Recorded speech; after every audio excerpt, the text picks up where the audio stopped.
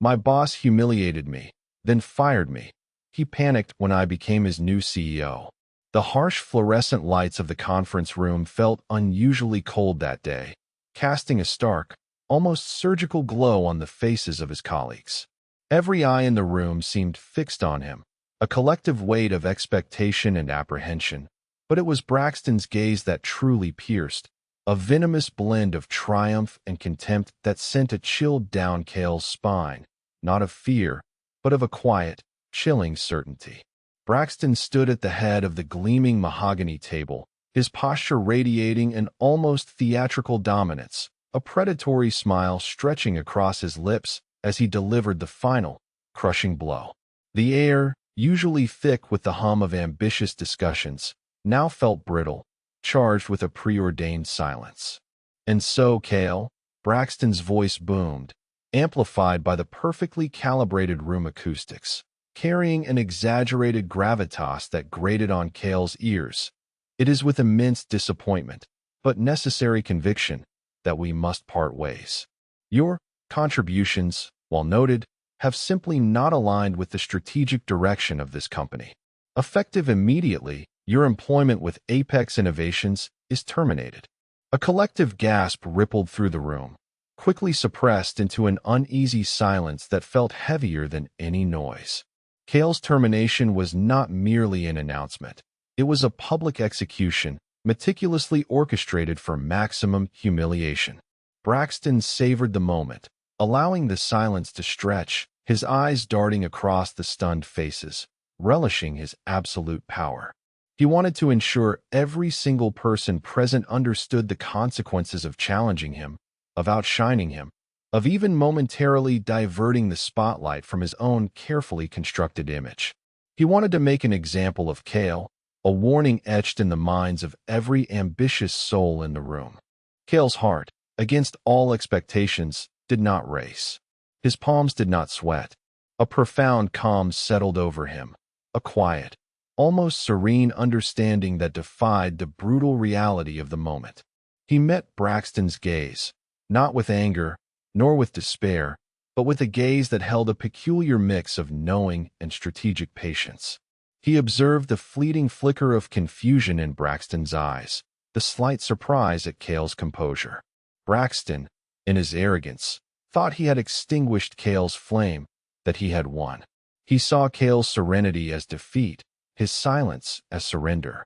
But what he failed to see, what he couldn't possibly fathom, was the intricate, carefully laid foundation of Cale's response, a silent revolution that had been brewing beneath the surface long before this humiliating spectacle.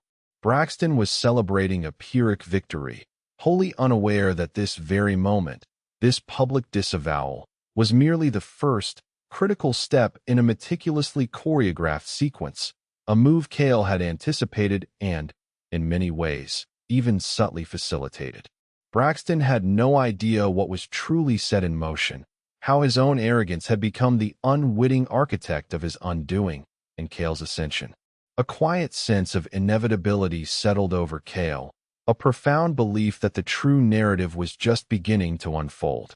To truly understand that moment of serene resolve, one must first journey back to the intricate tapestry of ambition, betrayal, and quiet preparation that defined Cale's tenure at Apex Innovations.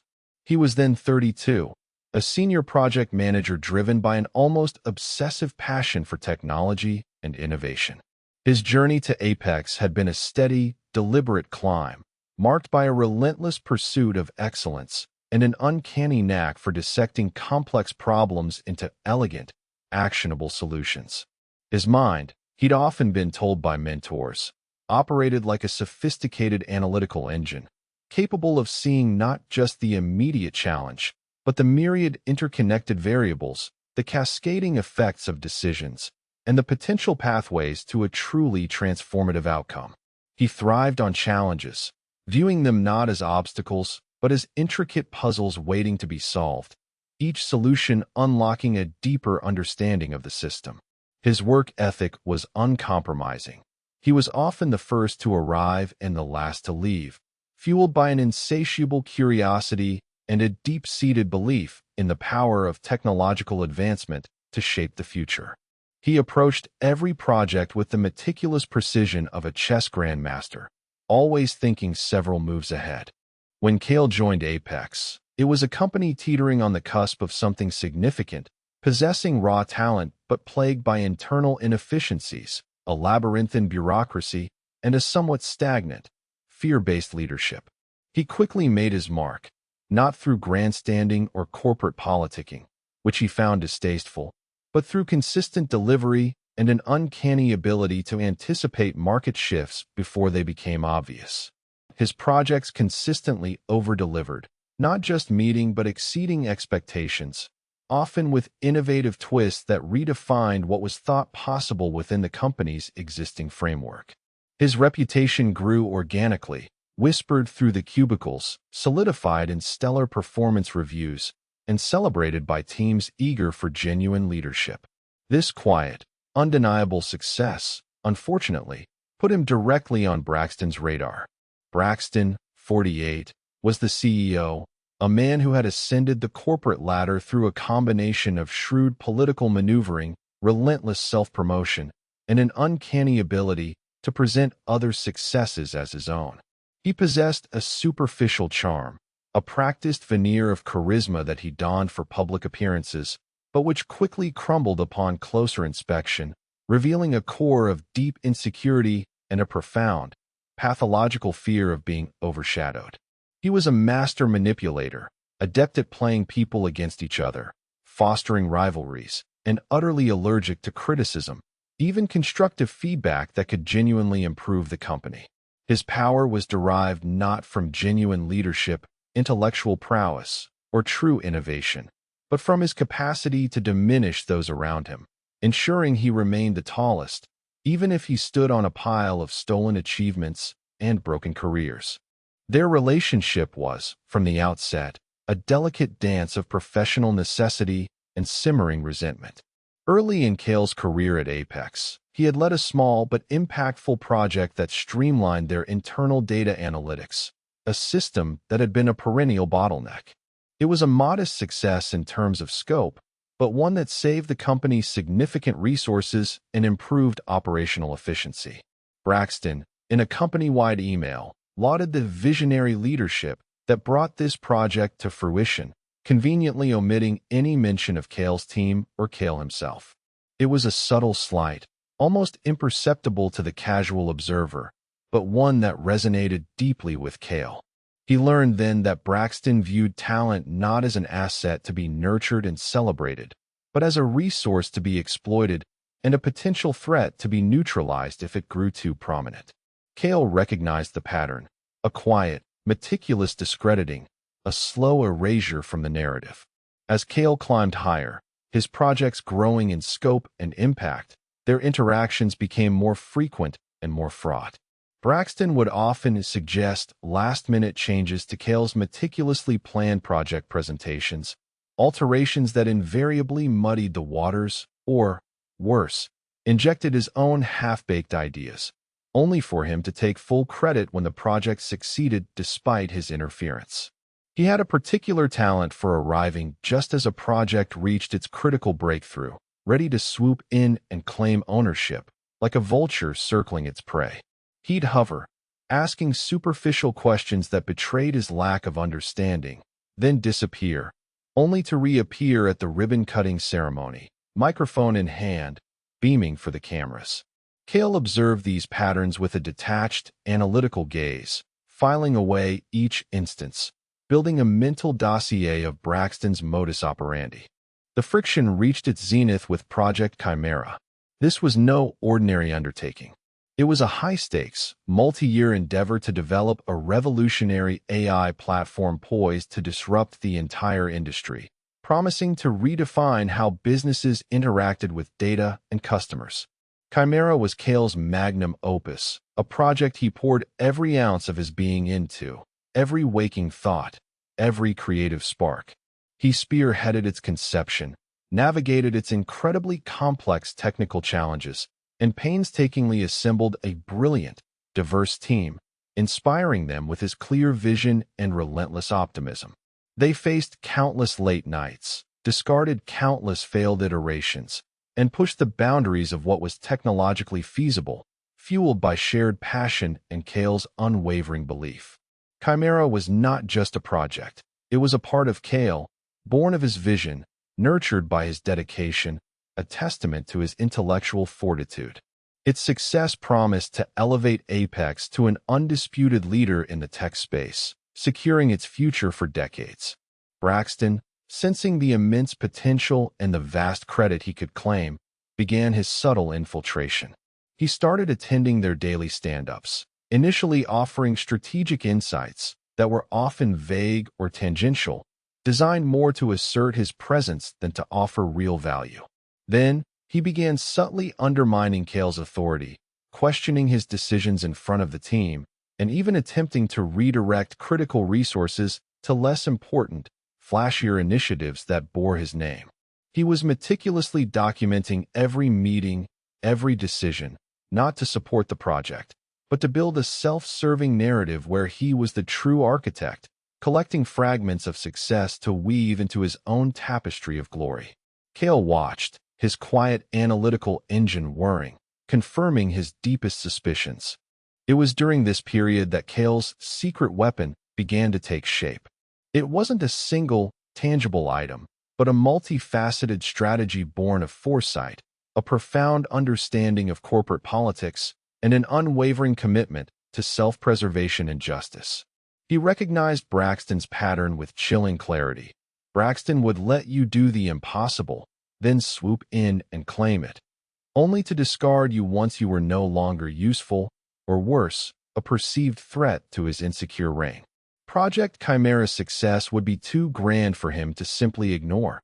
He would want it entirely. And if he couldn't have it entirely, he would destroy the one who truly built it, ensuring no rival claim could ever surface. His first line of defense was meticulous documentation. Every single line of code he personally wrote, every architectural decision he made, every detailed meeting minute, every email exchange, every strategic document, every patent application, he kept a pristine, encrypted, time-stamped, off-site copy. This wasn't just about protecting himself. It was about ensuring the truth would eventually prevail, regardless of Braxton's machinations. He utilized blockchain timestamping services for key documents, creating an immutable ledger of intellectual property. He also implemented subtle digital breadcrumbs within the project's core code, unique identifiers, specific algorithms designed with his signature style, and even minor, seemingly innocuous comments in the code that only he would recognize as irrefutable proof of his authorship if ever challenged in a forensic audit. This digital fortress was his silent guardian. Second, he began to cultivate strategic relationships outside of Apex's immediate ecosystem, and crucially, outside of Braxton's sphere of influence. Through industry conferences, where he presented papers on emerging AI trends, carefully avoiding Apex's proprietary specifics, through advisory boards for innovative startups, and even casual networking events for high-level executives, he connected with venture capitalists, influential board members of rival companies, and even retired tech titans who held significant sway in the industry. He spoke about the future of AI, about market trends, about the potential of truly groundbreaking innovation, always careful not to reveal proprietary information, but to showcase his unique perspective, analytical prowess, and vision. These conversations were not job interviews. They were investments in his future, building a network of trust and respect based on genuine intellectual exchange, not corporate politicking. He subtly, almost imperceptibly, planted seeds of his vision for the industry, a vision that sometimes contrasted sharply with the more conservative, credit-driven approaches he observed within Apex under Braxton. He was establishing his personal brand, Cale, independent of any corporate title or company. One particularly promising connection was with Eleanor Vance, a formidable managing partner at Veritas Capital, a leading global investment firm known for its strategic acquisitions and bold, transformative leadership changes. He had met Eleanor at an exclusive tech summit months prior. engaging in a surprisingly deep conversation about the future of AI, corporate governance, and the pitfalls of conventional, ego-driven corporate structures. She had been visibly impressed by his insights, his unconventional thinking, and his genuine passion for innovation, a passion she rarely saw in the corporate executives she typically encountered. Third, and perhaps most importantly, Cale invested heavily in his own personal and professional development. He enrolled in advanced executive leadership courses, not because he lacked the skills, but to refine them, to learn the subtle nuances of corporate governance, strategic finance, merger and acquisition strategies, and C-suite decision-making. He devoured books on the history of corporate takeovers, the psychology of power dynamics, and the intricacies of market manipulation. His goal wasn't just to be a better project manager or even another CEO. It was to understand the entire ecosystem, to see the game from every angle, to learn how to dismantle entrenched power structures and build new, ethical ones. He was preparing not for another job, but for an opportunity to lead, to truly innovate without the stifling, destructive presence of an insecure boss. He knew that his worth wasn't tied to any single company or title, but to his inherent ability to create, to lead, and to solve complex problems at a systemic level. The humiliation he would inevitably face would not be a setback, he told himself, but a crucible, hardening his resolve and sharpening his focus. He was preparing for war, not with anger or vengeance, but with cold, calculated precision, building his intellectual and strategic arsenal, knowing that the confrontation was not a matter of if, but when. He understood that true power lay not in the temporary spotlight, but in the quiet, persistent, strategic cultivation of real value. The firing, when it came, was therefore not a shock, but a morbid confirmation of his meticulously constructed predictions. Braxton, in his hubris, believed he had perfectly executed his coup. He saw Chimera nearing completion, its revolutionary potential undeniable, and he saw Cale, its true architect, as an intolerable threat to his carefully constructed facade of brilliance. He needed to eliminate Cale before the true extent of his contribution could be recognized, before Cale could become too powerful to control, a rival claimant to the throne. He orchestrated the public dismissal, not just to sever Cale's ties with Apex, but to discredit him, to stamp out any lingering loyalty his team might have felt, to ensure that no one would ever question Braxton's absolute ownership of Project Chimera's success. He thought he had successfully written Cale out of the narrative, but he had, instead, merely turned the page to the next, inevitable chapter of Cale's story. The silence in the conference room after Braxton's pronouncement stretched taut, heavy with unspoken questions and veiled sympathies. His colleagues, many of whom he considered friends, avoided Cale's gaze, caught between professional loyalty and personal discomfort, their faces etched with a mixture of shock and pity. Cale stood there, unmoving, absorbing the weight of the moment, the subtle shifting of bodies, the averted eyes. His mind, however, was not reeling from shock. It was already executing, ticking off the first few steps of the meticulously constructed plan that had been forming for months. He understood, Cale stated, his voice steady, devoid of any discernible emotion, which seemed to disarm Braxton more than an angry outburst ever could. He wished Braxton and Apex Innovations the best of luck with Project Chimera. The subtle emphasis on Chimera was a quiet, almost imperceptible challenge, a reminder of the true paternity of the groundbreaking AI platform, a ghost of a claim. Braxton's triumphant smirk flickered for a brief second, a flicker of unease crossing his features as if a chill had passed through him, before he quickly regained his composure. He likely dismissed it as a final, desperate, impotent jab from a vanquished foe. He was profoundly wrong. Cale gathered the few personal items from his desk, a framed photo of his family, a well-worn engineering textbook filled with his own annotations, a small, intricate puzzle that he often fiddled with during intense problem-solving sessions, a mental exercise to keep his mind sharp. His digital assets, all pertinent project files, and personal data had long since been systematically backed up and secured off-site, replicated across multiple encrypted servers, untouchable by Apex's IT department. He exchanged a few quiet, knowing glances with members of his team who bravely met his eyes, a silent promise of future vindication passing between them. Then, he walked out, not with a slouch of defeat, but with the quiet dignity of someone who knew a profound secret, someone who held the winning hand. The security guard, a familiar face named Frank, offered a sympathetic nod. "Sorry, Cale," Frank mumbled, his voice genuinely regretful. "It's okay, Frank," Cale replied with a genuine smile that surprised even himself. "Sometimes, things have to fall apart for better things to come together." The words, he realized, were not just for Frank, but a reaffirmation to himself. Braxton, meanwhile, was basking in his perceived triumph.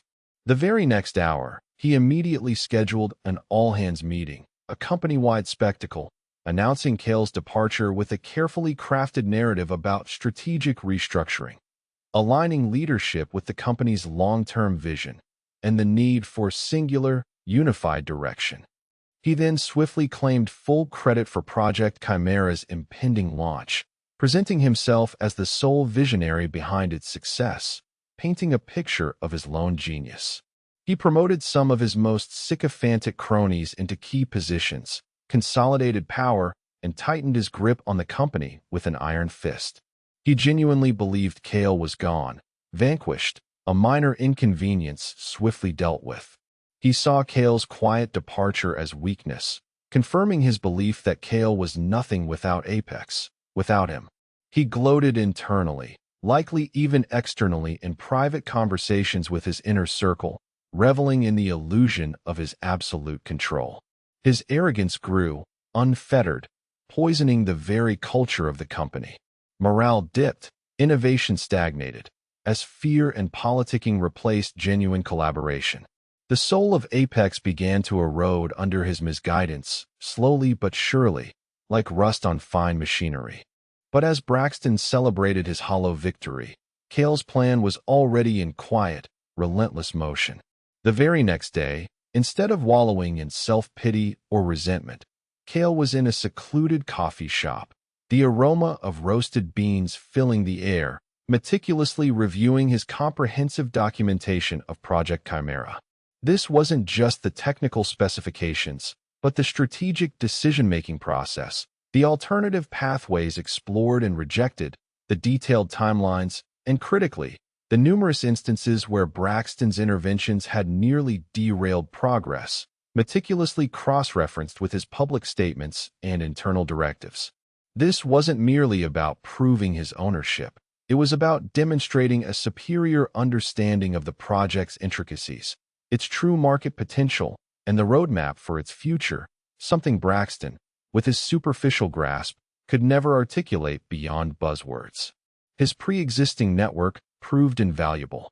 Within days, Cale was meeting with the influential figures he had cultivated relationships with over the past year. Not just casual acquaintances, but seasoned venture capitalists, established tech leaders, and influential board members who respected his analytical mind and his visionary outlook. One such figure, of course, was Eleanor Vance, the formidable managing partner at Veritas Capital. Cale had met her months prior, and their initial deep conversation had left a lasting impression on both of them. She had seen in him a rare blend of technical brilliance and strategic foresight, unburdened by corporate ego. Cale presented his case to Eleanor, not as a disgruntled former employee seeking revenge, but as a visionary with a clear, almost surgical understanding of Apex's true potential, currently hampered by its toxic leadership. He shared his comprehensive documentation, demonstrating not just his undeniable contribution to Project Chimera, but his strategic foresight in anticipating the very challenges Apex would inevitably face under Braxton's continued stewardship. He laid out a compelling argument for why Apex, despite Chimera's brilliance, was on a dangerous trajectory due to Braxton's toxic leadership, short-sighted decisions, and the burgeoning internal rot. He didn't just point out problems. He presented solutions, a detailed roadmap for how Apex could not only stabilize but truly dominate its market segment, leveraging Chimera as its cornerstone, but building on a foundation of integrity, genuine innovation, and empowered talent. He also presented a financial model, meticulously outlining how the company, under ethical and capable leadership, could achieve exponential growth far beyond Braxton's limited vision. Eleanor Vance was a shrewd operator, a woman who built her empire on data and strategic calculation, not emotion. She saw the data, the meticulous planning, the undeniable intellectual ownership embedded in Cale's work.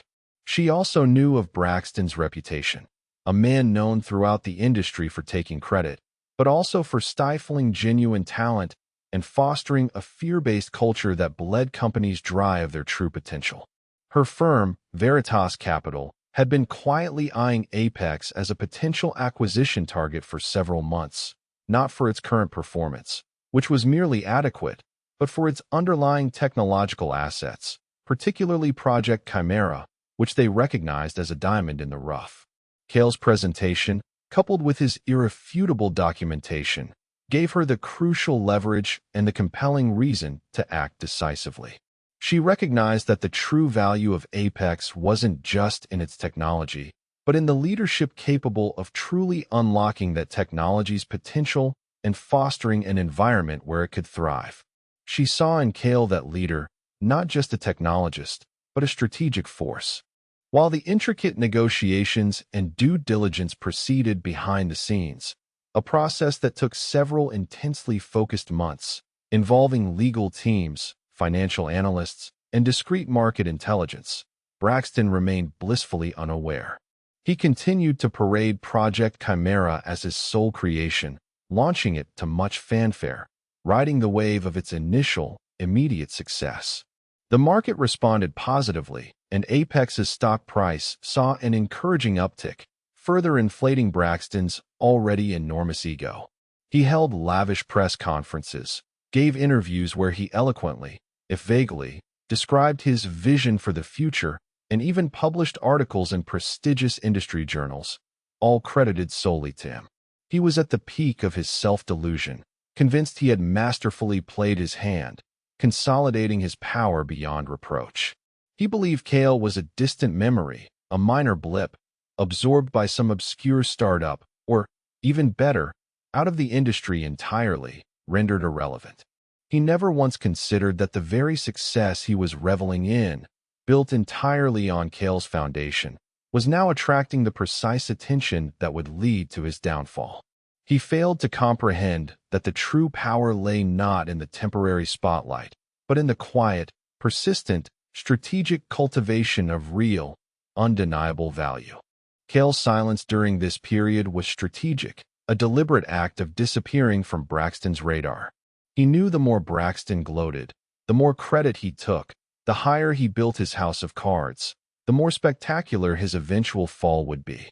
Every accolade Braxton received for Chimera was, in effect, another brick in the wall Cale was building around him, a wall designed to ensure his eventual isolation and public dismantling.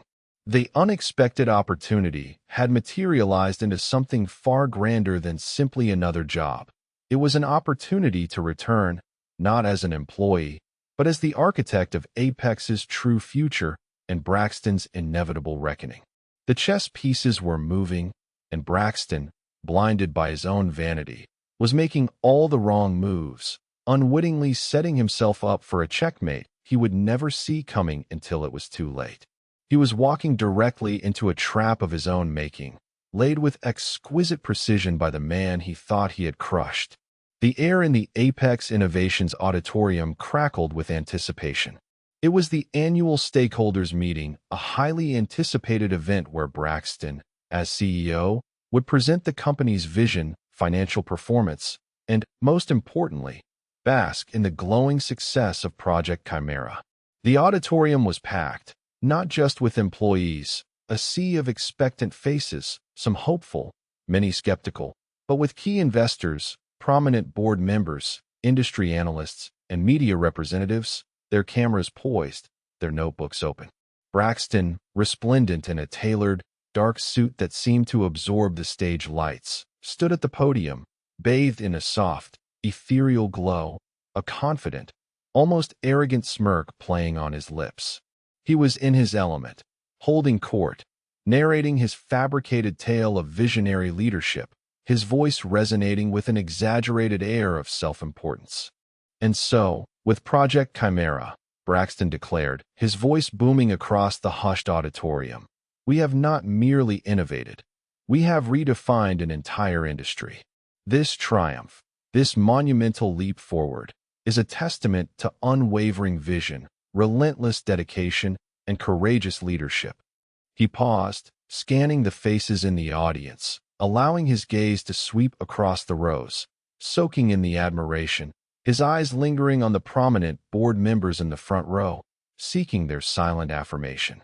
He spoke of his sleepless nights, his strategic pivots, his unparalleled foresight, using the pronoun I with casual frequency. He painted a picture of himself as the lone genius, the singular force behind Apex's recent surge, the architect of a new technological era. The presentation was nearing its climax, a perfectly choreographed sequence of dazzling slides showcasing Project Chimera's impact, followed by glowing testimonials from fabricated clients. Braxton was preparing for his grand finale, a triumphant declaration of Apex's future dominance under his continued, indispensable guidance. He puffed out his chest, a self-satisfied smile firmly in place. He had done it. He had taken Cale's masterpiece and made it his own, erasing the true creator from the annals of company history, a history he intended to write himself. It was precisely at that moment, as the spotlights intensified on Braxton, creating a halo around his smug figure, that the heavy double doors at the back of the auditorium silently swung open. A ripple of murmuring spread through the room, a collective shift of attention as all heads turned. A figure stood silhouetted against the bright hallway lights, then stepped forward into the soft illumination of the auditorium. It was Cale. A palpable hush fell over the crowd, a collective intake of breath that sounded like a single, drawn-out sigh. Braxton, mid-sentence, his mouth slightly ajar, froze.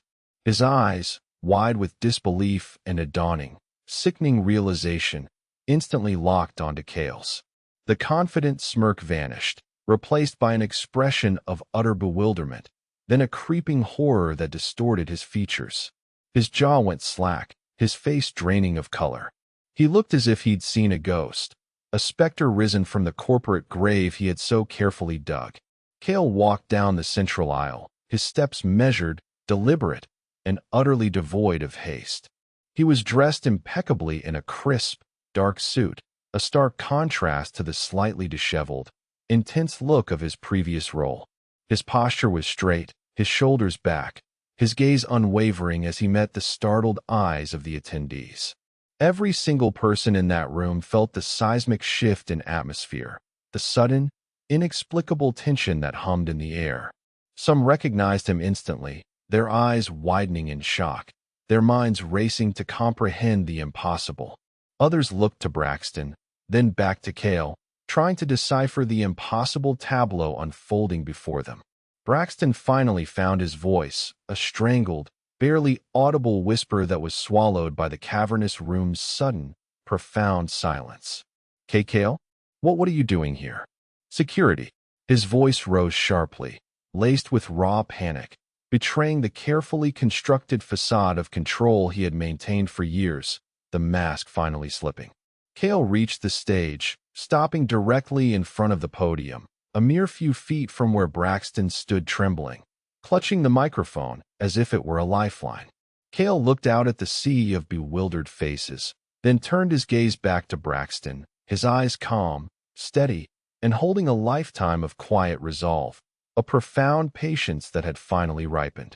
Braxton, Cale said, his voice clear and firm, amplified effortlessly by the precise auditorium sound system, cutting through the stunned silence like a sharp blade. Security won't be necessary. He extended his hand, not in greeting, but in a gesture of calm authority, indicating the microphone Braxton was clutching like a drowning man. He was here because he was taking over. Braxton's face drained of all remaining color, turning a sickly gray. He stammered. Taking over what? This is absurd. You're terminated. His voice was a pathetic squeak, the former booming confidence utterly gone. Behind Cale, from the front row, Eleanor Vance, the formidable managing partner of Veritas Capital, rose slowly to her feet, her presence radiating quiet, undeniable power. She stepped forward, standing directly beside Cale, a subtle, almost imperceptible nod confirming their alignment, a silent seal of approval. Mr. Braxton, Eleanor's voice was crisp, authoritative, leaving no room for doubt, cutting through the lingering tension. As of this morning, Veritas Capital has finalized its acquisition of a controlling stake in Apex Innovations. And as the majority shareholder, we have appointed a new CEO. She turned to Cale, a faint, almost imperceptible smile touching her lips, a glint of satisfaction in her eyes. Ladies and gentlemen, allow him to introduce Cale, your new Chief Executive Officer. The words landed like a thunderclap, echoing in the cavernous space. A collective gasp, louder and more sustained than any before, swept through the auditorium. Murmurs erupted, then exploded into a cacophony of excited whispers, shouts, and shocked exclamations. Employees exchanged stunned glances, some openly cheering, others looking utterly flabbergasted, their jaws literally dropping. The board members in the front row, some of whom had been privy to the confidential negotiations but were sworn to absolute secrecy until this moment, now simply watched, their expressions a mix of profound relief and carefully concealed satisfaction. The true power play finally unveiled. Braxton stared at Cale, his eyes wide with a mixture of terror and utter incomprehension. His face contorted, a grotesque mask of panic and disbelief. No, this is impossible. You can't. He's the CEO. Project Chimera. It's his project. He gestured wildly, his hands shaking, his voice cracking, reduced to a desperate, pathetic wail that stripped him of all dignity. Cale calmly took the microphone from Braxton's trembling hand, his touch firm but gentle.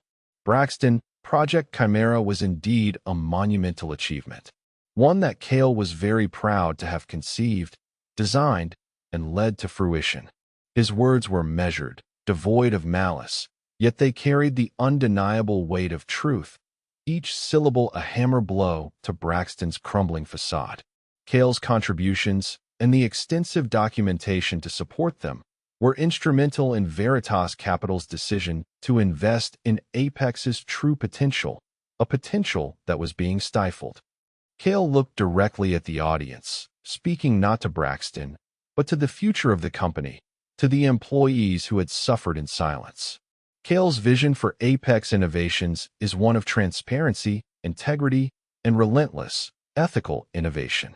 They will nurture talent, empower their teams, and build upon the groundbreaking work that truly belongs to the collective ingenuity of their dedicated employees, not just one individual. Braxton stumbled backward, his carefully constructed world shattering around him.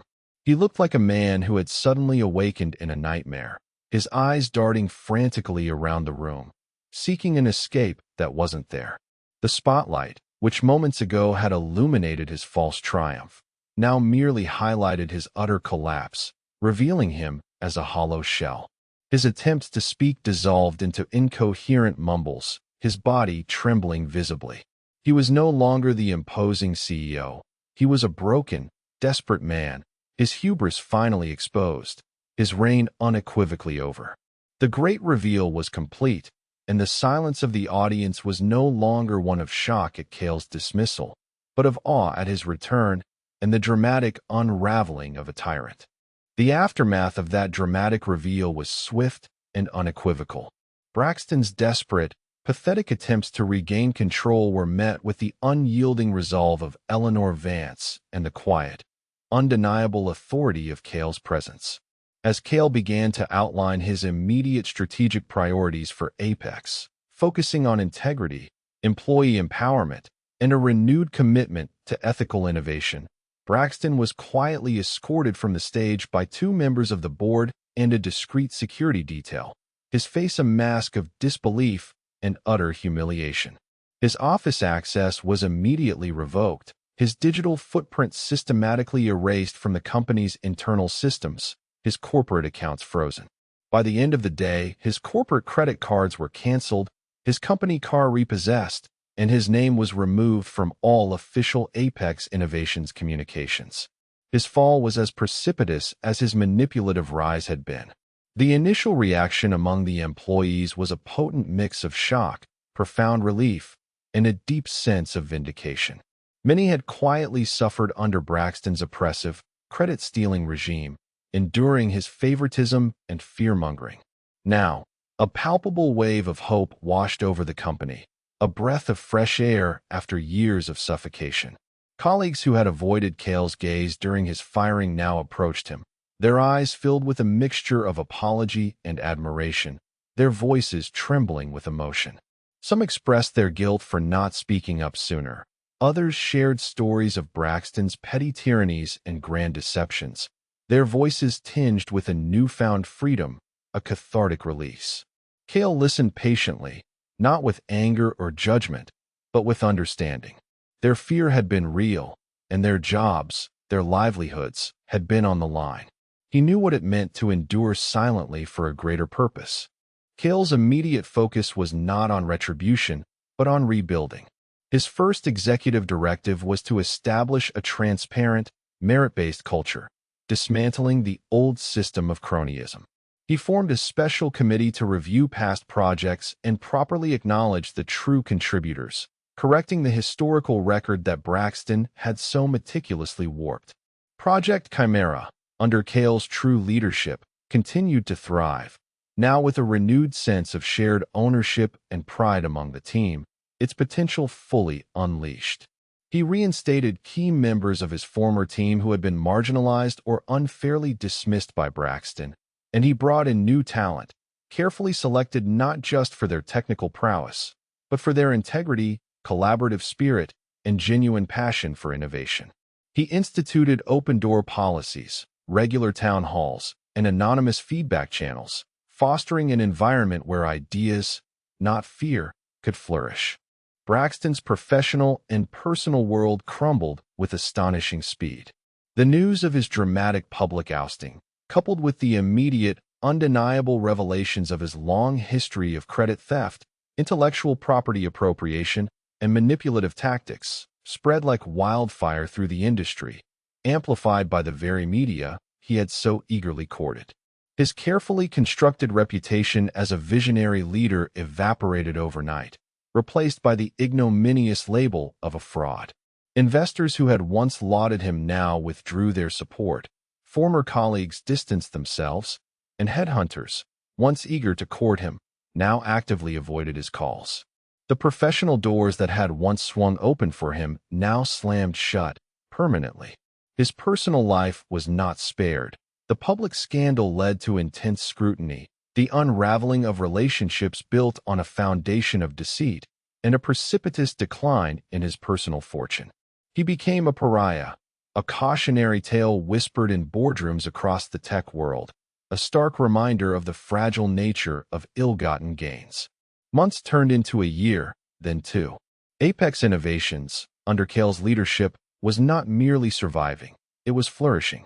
They had not only built upon the initial success of Project Chimera, expanding its capabilities into new markets and applications, but had diversified their product lines, invested heavily in R&D, and cultivated a global reputation for groundbreaking innovation and, more importantly, for ethical leadership.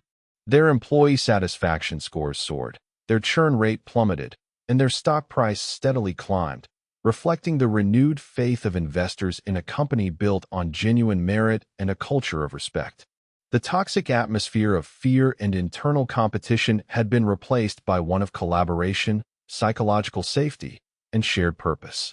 They were not just building cutting-edge technology, they were building a thriving community, a true innovation hub. Cale's personal satisfaction was profound, yet it wasn't rooted in vengeance or a childish triumph. It was a deeper, more enduring sense of fulfillment. He had not merely reclaimed what was rightfully his. He had transformed a broken system. The humiliation he had endured, the betrayal he had faced, had indeed been a catalyst, not for bitterness, but for an unparalleled drive to prove that true leadership was about elevation, not degradation, about empowering others, not suppressing them. He had built a legacy not of power for power's sake, but of positive impact, of fostering an environment where talent could truly flourish, unburdened by the insecurities of a manipulative boss. He had proven that integrity and intelligence could, indeed, conquer deceit and ego. Braxton, the man who had once reveled in Cale's public humiliation, now existed in the shadows, a ghost of his former self, his grand pronouncements replaced by a pathetic silence. Rumors occasionally surfaced of his struggles, of failed ventures, of desperate attempts to regain relevance that inevitably fell flat. He had lost everything: his career, his reputation, his wealth, and the respect he had once commanded, however falsely. He was a stark reminder that power built on deceit is inherently fragile, a house of cards destined to collapse under the weight of its own hollowness, its foundations built on sand. This story, Cale's story, is a testament to a profound truth. The greatest betrayals can often be the most potent catalysts for one's own transformation. When someone attempts to diminish you, to steal your light, or to unjustly cast you aside, they inadvertently hand you the very fuel you need to ignite a far grander destiny. True strength is not found in the fleeting power of a title or the fleeting glory of stolen accolades. It resides in resilience, in the quiet, meticulous preparation for what lies ahead, in the unwavering belief in one's own inherent worth, and in the strategic patience to let actions, and ultimately, the truth, speak for themselves. The universe, in its own intricate way, possesses an undeniable, often surprising, sense of justice. Sometimes, the most powerful comeback isn't about screaming one's indignation, but about quietly, strategically, building something so undeniable, so powerful, that one's very presence becomes the most profound, unanswerable statement of all. If Cale's journey of resilience, strategic thinking, and ultimate triumph over injustice resonated with you as deeply as it did with us, then you're in the right place. Our channel features many more tales of justice, personal growth, and life lessons learned the hard way. Don't miss out on these incredible narratives that remind us of the power of the human spirit to overcome adversity. Make sure to subscribe to the channel and hit that notification bell so you're always updated when a new story drops. Now, we're curious to hear from you. Have you ever faced such blatant ingratitude or betrayal in your professional or personal life? How did you navigate through it? And what invaluable lessons did you learn from the experience? Share your stories and insights in the comments below. Let's build a community of shared wisdom and support.